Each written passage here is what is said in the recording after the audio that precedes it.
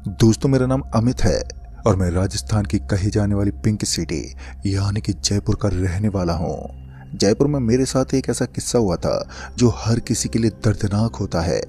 बात उन दोनों की है जब हमारे शहर जयपुर के अंदर आर्मी की भर्ती चल रही थी और उस भर्ती के दौरान मैं युवाओं को उनके ग्राउंड तक छोड़ता था और वापस से बस स्टैंड तक छोड़ देता था। ऐसा करने से मुझे काफ़ी अच्छी रकम मिल जाती थी, इसलिए मैं हमेशा शाम को अपनी ऑटो रिक्शा लेकर बाजार के लिए निकल जाता था और फिर युवाओं को ग्राउंड तक छोड़कर कष्ट करता था।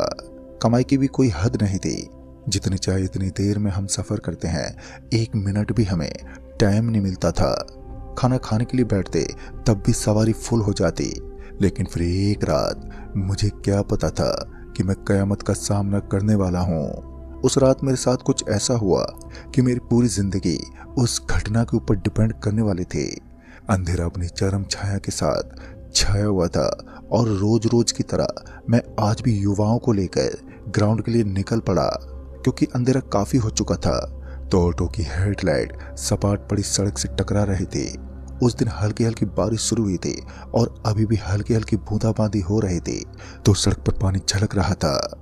कुछ देर के बाद मैं अपनी ऑटो को लेकर ग्राउंड के एकदम पास पहुंच गया। मेरे साथ कुछ 2-4 लड़के भी थे। हमारा वो ग्राउंड शहर से काफी ज्यादा सटा हुआ था और वो उस एरिया में था जहां दूर दूर तक कोई होटल भी नहीं थे, इसलिए बच्चों को वहां रुकने में काफी ज्यादा तकलीफ होती थी। लेकिन हम अभी चल ही रहे थे कि अचानक ही बीच बारिश में हमारी ऑटो ने हम सभी का साथ छोड़ दिया। जैसे ही हमारी ऑटो एक जगह पर जाकर बंद हुई तो मेरे दिल की धड़कनें तेज हो गईं, क्योंकि बारिश के कारण अब मेरे पूरे के पूरे कपड़े भीग चुके थे और ऊपर से गरजते हुए बादल हमें ये संकेत दे रहे थे कि आज बारिश थमने नहीं वाली। बारिश को इस तरह लगातार बढ़ता थे, मुझे भी एहसास तो हो गया था कि इतनी जल्दी बारिश थमने नहीं वाली और अगर ऐसा ही चलता रहा तो मेरे साथ साथ मेरे ऑटो में बैठे हुए ये लोग भी पूरी तरह से भीग जाएंगे। उसके बाद हमने देखा कि उसी जगह से थोड़ा सा आगे एक सरकारी स्कूल बना हुआ था और उस सरकारी स्कूल के अंदर किसी भी आदमी का होना असंभव था, क्योंकि इतने रात को भला कौन सरकारी स्कूल के अंदर रुका होगा। हमें लगा कि इस स्कूल के बरामदे में हम रुक सकते हैं, लेकिन उस स्कूल से वो ग्राउंड भी थोड़ा दूर था। तो उन बच्चों ने कहा, आप चिंता मत करो अंकल, आप ऑटो को यहीं छोड़ दो, हम सब यहाँ से निकल जाएंगे और रात भर हम इस स्कूल में रुके रहेंगे। कहीं ना कहीं उन बच्चों की बात भी सही थी, क्योंकि अब धीरे धीरे बारिश में बढ़ोतरी हो रही थी और अगर ऐसा ही चलता रहा तो मेरा भी यहाँ से निकलना मुश्किल हो जाएगा। फिर मैंने सोचा कि मैं भी इन बच्चों के साथ थोड़ी देर के लिए रुक जाता हूँ।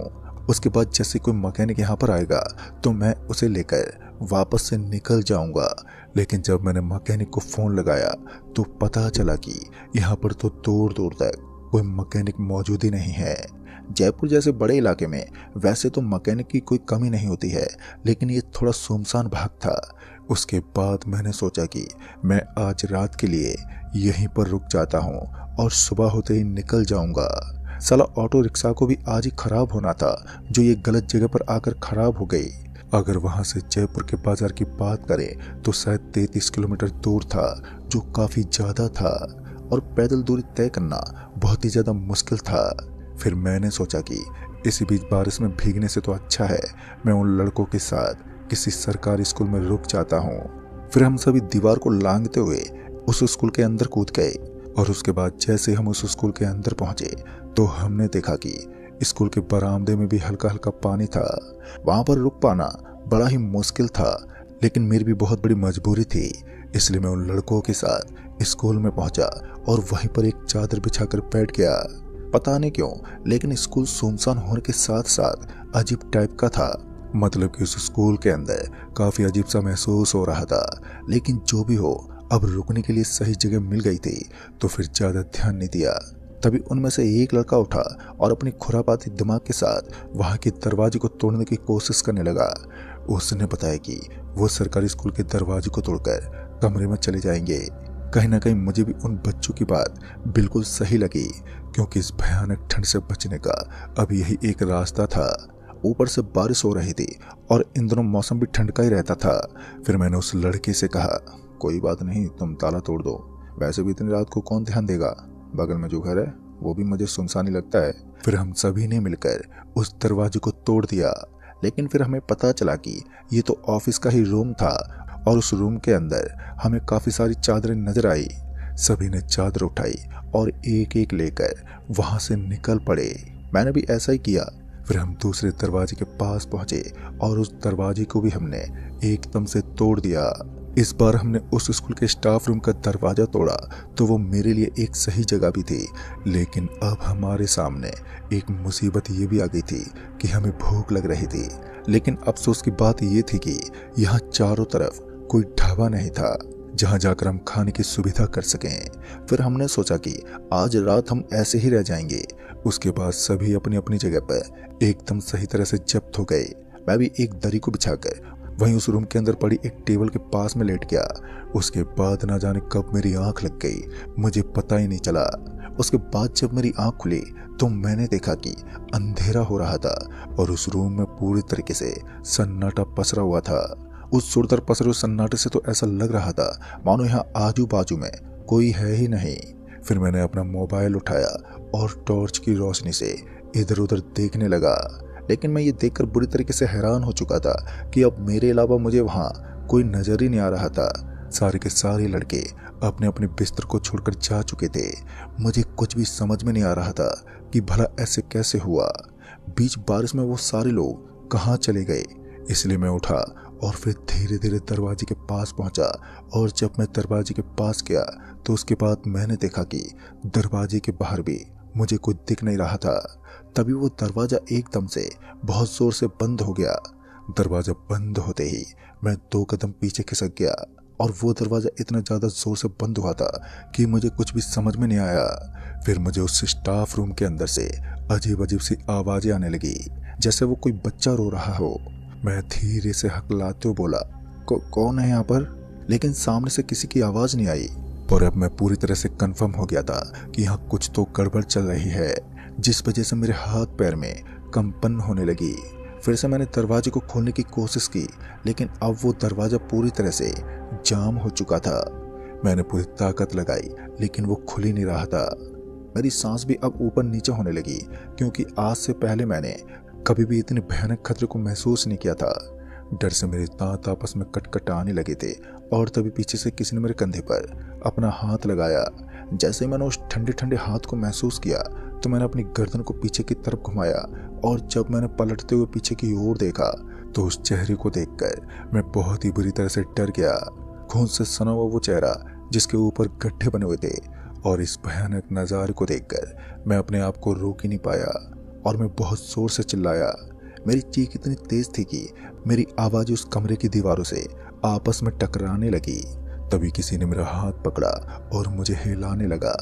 मैंने एकदम से अपनी आंख खोली तो मुझे महसूस हुआ कि मैं एक बहुत ही बुरा सपना देख रहा था और अब मैं उस सपने से बाहर था। तभी उन लड़कों ने कहा, ये स्कूल बड़ा अजीब है और यहाँ पर कुछ तो ऐसा है जो हम सभी समझ नहीं पा रहे हैं। तभी मैंने देर रात उन सभी को उस पूरे सपने के बारे में बताया और उस अंधेरी रात में वो सभी मेरे सपने को सुनकर डर गए थे। लेकिन फिर मैंने उन्हें समझाते हुए कहा कि ये सिर्फ सपना ही है और हम किसी अलग जगह पर जाते हैं तो ऐसा सपना आना लाजमी सा होता है। मैं तो इस बात को समझकर अपने आप को राहत दे सकता था, लेकिन उन लड़कों ने जो देखा था वो एक असलियत थी। उन्होंने बताया कि उन्हें दरवाजे के पास कोई दिखाई दिया था। उनमें एक लड़का था जिसका नाम मयंक था। सच में वो लड़का बड़ा साहसी था। वो उस दरवाजे के पास गया और बोला, अरे भाई तुम लोगों को जरूर कोई वहम हुआ है, यहाँ ऐसा कुछ नहीं है। फिर वो लड़का वापस से आकर हमारे पास बैठ गया। हम सभी काफी डरे हुए थे और ऊपर से तो मुझे बहुत जोर का टॉयलेट लगने लगा था, तो मुझे किसी भी हालत में उस दरवाजे को खोलकर बाहर जाना था। फिर मैं उठा और दरवाजे को खोलने लगा। दरवाजा तो बड़े आराम से खुल गया, लेकिन बाहर जाने से मुझे काफी डर लग रहा था। लेकिन फिर किसी तरह मैंने हिम्मत जुटाई और अपनी जगह से खड़ा होकर उस दरवाजे से बाहर की तरफ जाने लगा, क्योंकि उस समय बारिश भी पूरी तरीके से थम चुकी थी और मैं आराम से टॉयलेट करने के लिए निकल सकता था। फिर मैं बाहर निकला और टॉयलेट करने लगा। इसी बीच मुझे ऐसी अजीब सी चीज का एहसास हुआ जिससे सुनकर मेरे शरीर में एक सनसनी सी मच गई। एक ही सेकंड के लिए मुझे ऐसा लगा कि कोई मेरे पीछे से बहुत तेज गति से निकल गया हो, लेकिन वो कौन था और इतनी जल्दी कैसे निकल गया, मैं इसी सोच में पड़ गया। पहले तो मैंने अपने आजू बाजू में देखा तो मुझे कोई भी नजर ही नहीं आया। फिर मुझे लगा कि इस अनजानी जगह पर आकर मेरे ही मन में अजीब तरह का एक डर बैठ गया होगा। उसके बाद मैं हल्का सा मुस्कुराया और फिर चुपचाप वहां से निकलने लगा।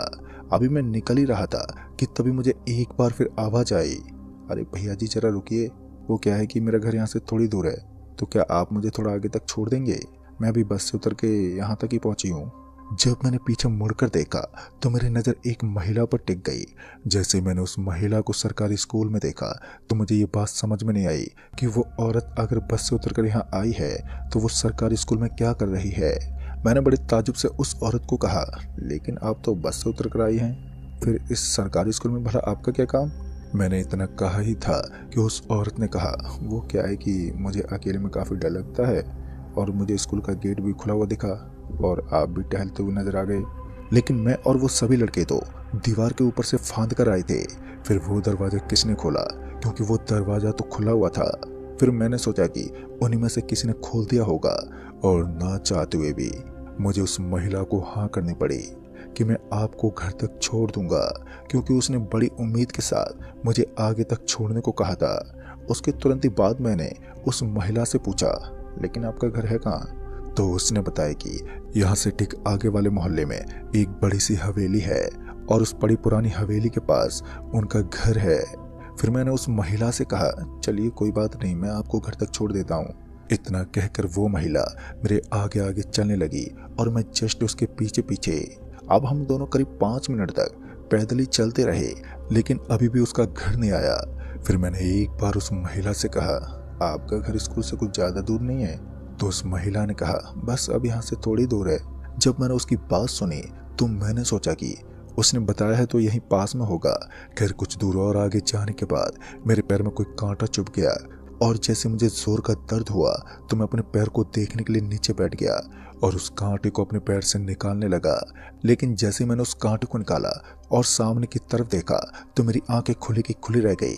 सामने का नजारा तो एकदम साफ था, सिर्फ एक ही पल में वो औरत गायब हो गई थी। इस वक्त मैं इतना ज्यादा डर गया था कि मेरे मुंह से कोई आवाज तक नहीं निकल पाई। तभी मेरे कान में किसी की हल्की सी आवाज आई, तुमने उस स्कूल में जाने की बहुत ही बड़ी गलती कर दी है और तुम्हें वो गलती भुगतनी होगी। इतना सुनते ही मैं उल्टे पैर भागने लगा और फिर सीधा उस स्कूल में पहुंचा, क्योंकि वहां जाने के अलावा अब हमारे पास कोई चारा नहीं था। उसके बाद मैं सीधा भागते स्कूल में गया तो मैंने देखा कि उस स्कूल के बाहर सारे के सारे युवा लड़के अब वहां से निकल चुके थे, यानी कि अब मैं अकेला बच गया था। मैंने 1-2 बार चारों तरफ देखा, लेकिन मुझे कोई भी नजर ही नहीं आया। नहीं उस कमरे के अंदर कोई नजर आ रहा था और न ही कहीं दूर दूर तक कोई दिखाई दे रहा था। इसी बीच उस कमरे का दरवाजा पता नहीं क्यों लेकिन एकदम से बंद हो गया और उस दरवाजे के बंद होते ही मेरा पूरा बदन थर थर कांपने लगा, क्योंकि कुछ तो यहाँ था जो मुझे अपनी माया में फंसाना चाहता था। मैंने बहुत ही कोशिश की, लेकिन बहुत जोर से खींचने के बाद भी वो दरवाजा मेरे हाथों के जोर से नहीं खुल पाया, जिससे ये साफ हो रहा था अगर मेरी मोटी चमड़ी से नहीं खुल पाई तो उस दरवाजे के पीछे कुछ तो अजीब है। काफी देर कोशिश करने के बाद मैं थक गया था, इसीलिए मैं वहीं उसी दरवाजे के पास बैठ गया। पर उस बहुत ही जोरदार और गहरी ठंड के बावजूद भी मेरा पूरा शरीर किसी आग की तरह तपने लगा। पसीना अब मेरे सर से बहता हुआ मेरे पैरों तक पहुंच गया था। तभी मेरे कान में मुझे किसी की आवाज आने लगी और ये आवाज मैंने पहले भी कहीं सुनी थी। इस खबर को सुनकर मुझे अपने मौत का अंदाजा तक होने लगा था। तभी मुझे एक आवाज आई, तुम सबने इस स्कूल में आकर अपनी मौत को बुलावा दिया है, अब तुम्हें कोई नहीं बचा सकता। एक तरफ मैं जहां लगातार डर कर बेहाल हो चुका था, तो वहीं उन लड़कों का अभी तक कोई ठिकाना ही नहीं था कि आखिर वो लोग कहाँ गए होंगे। मेरे दिमाग भी अब डर और खौफ की दुनिया से भर चुका था।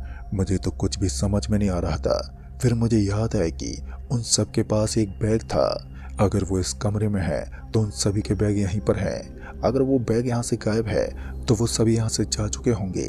फिर मैंने अपना मोबाइल उठाया और उसकी टॉर्च लेकर एक बार फिर उसी स्टाफ रूम में इधर उधर भटकने लगा, पर मैंने देखा कि वहाँ तो कोई बैग भी नहीं था और इससे ये बात साफ जाहिर हो रही थी कि हो ना हो अब वो लड़के मुझे यहाँ अकेला छोड़कर यहाँ से निकल चुके हैं और मुझे अकेले उन खतरों से खेलकर बाहर जाना होगा। फिर मैंने अपनी तरफ से पूरी ताकत लगाई और एक बार फिर उस मजबूत दरवाजे को खोलने की कोशिश करने लगा, लेकिन मेरी पूरी ताकत एक बार फिर से विफल हो गई। तभी मुझे पीछे की तरफ से एक बहुत जोरदार धक्का लगा और मैं धड़ाम से नीचे गिर पड़ा और इस वक्त तक मैं पूरे तरीके से हताश हो गया था। मेरी पूरी ताकत अब काम करना बंद कर चुकी थी।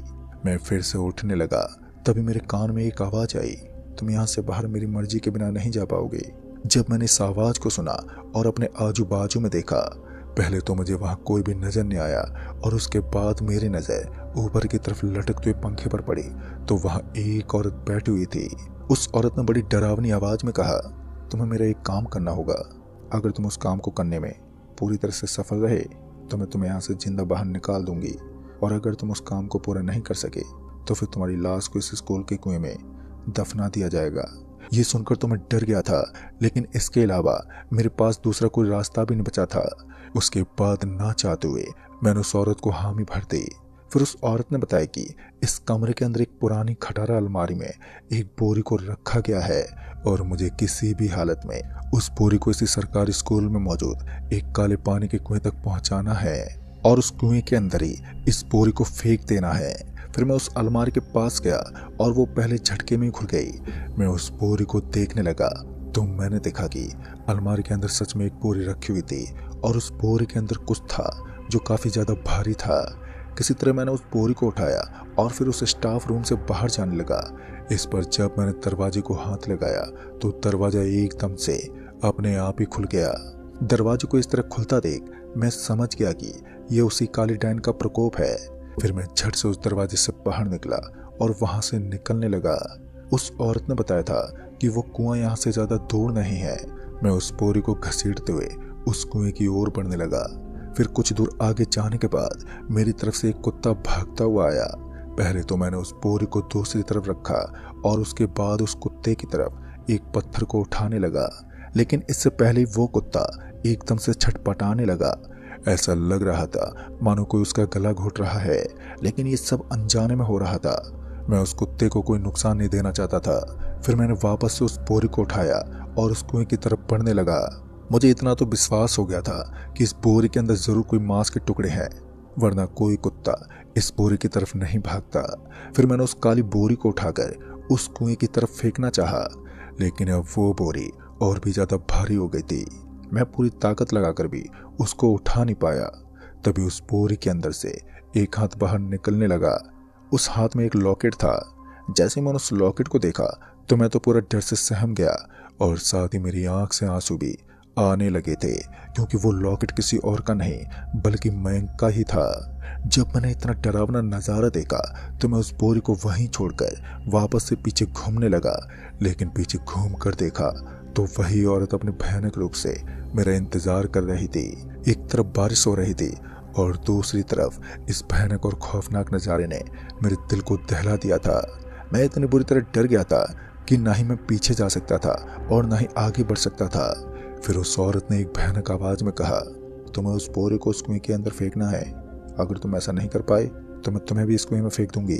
अब मैं कांपते हुए हाथों के साथ वापस से उस बोरे की तरफ बढ़ने लगा और उस बोरी को उठाकर उसी कुएं के अंदर डालने लगा। बहुत ही मुश्किल से मैंने उस बोरी को उठाया और उसके बाद मयंक के शरीर को उस कुएं के अंदर फेंक दिया।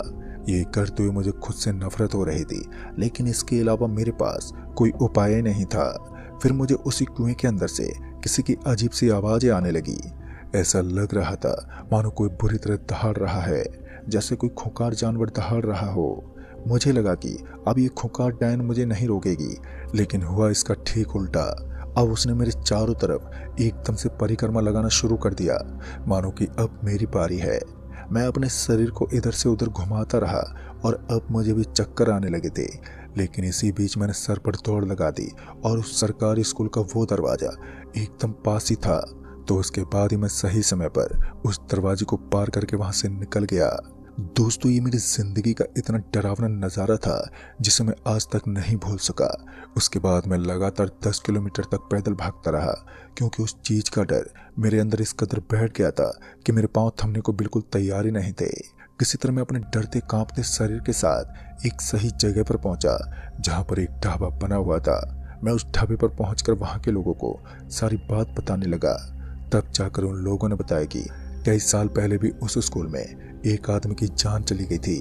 कहते हैं वो आदमी लापता हो गया, लेकिन कुछ लोग ये भी दावा करते हैं कि उस आदमी को किसी औरत ने जिंदा काट दिया था और उसके बाद उस स्कूल के कुएं के अंदर रहने वाले शैतान को डाल दिया। कहते हैं वो डायन उस शैतान की साधना करती है। कहते हैं सरकारी स्कूल में सालों पहले एक मैडम हुआ करती थी। वो मैडम उसी राक्षस की साधना करती थी। जब एक दिन लोगों को उसके बारे में पता चला तो उन्होंने उस औरत को कुएं में फेंक दिया और उस दिन के बाद स्कूल में एक कहर आया और उसके बाद लगातार लोगों के बच्चे यहाँ से गायब होने लगे। उस कुएं के अंदर से मांस के सड़ने की बदबू आने लगती।